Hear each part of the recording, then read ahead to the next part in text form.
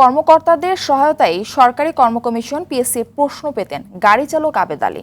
চাকরি হারানোর পরও নিয়মিত প্রশ্ন আসত তার কাছে। এরপর বাবা ছেলে মিলে মোটা অঙ্কের বিনিময়ে তা তুলে দিতেন আগ্রহীদের কাছে। সাবেক শিক্ষা সচিব নজরুল ইসলাম খান বলেন, অফিসের মধ্যেই বড় সিন্ডিকেট আছে যা ভাঙতে হবে। প্রশ্ন ফাঁসের ঘটনায় কর্তা ব্যক্তিদেরও বিচারের আওতায় আনার দাবি টিআইবির। সাদিয়া কানিজের রিপোর্ট।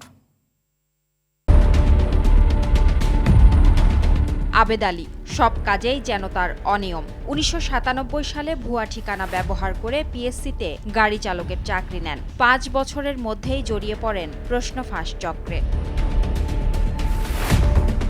প্রশ্ন ফাঁসের প্রমাণ পেয়ে ২০১৪ সালে তাকে চাকরিচ্যুত করা হয়। তারপরও পিএসসির ভেতরে থাকা সিন্ডিকেটের মাধ্যমে প্রশ্ন ফাঁস করে যাচ্ছিলেন তিনি। উপপরিচালক জাহাঙ্গীর আলম ও আবু জাফরের সহায়তায় আরও ২ সহকারী পরিচালকের হাত ঘুরে প্রশ্ন যেত আবেদ আলীর কাছে। এসব তথ্য এখন আইন শৃঙ্খলা বাহিনীর হাতে।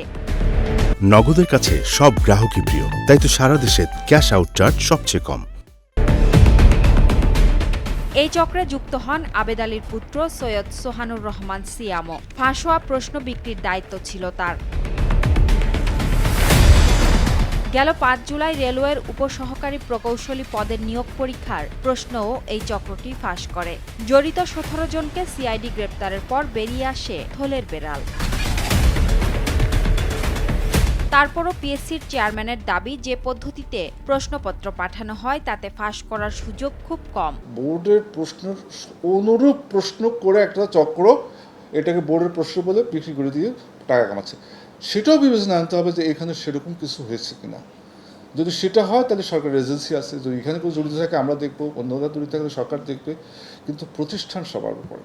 প্রশ্ন ফাঁস ঠেকাতে কর্মকর্তা কর্মচারীদের অশুভ যোগসাজশ ভাঙার পরামর্শ সাবেক সচিব নজরুল ইসলাম খানের। পাবলিক সার্ভিস কমিশনে যে প্রশ্ন ফাঁসের ঘটনাটা ঘটেছে, এইটা ঠেকানোর জন্য আমি মনে করি 2টা জিনিস মোর ইলেকট্রনিক করতে হবে, ইলেকট্রনিক ট্রানজ্যাকশন। ইলেকট্রনিকের ক্ষেত্রেও কিন্তু সিকিউরিটি সিস্টেম না থাকলে কিন্তু ফাঁস হয়ে যাবে।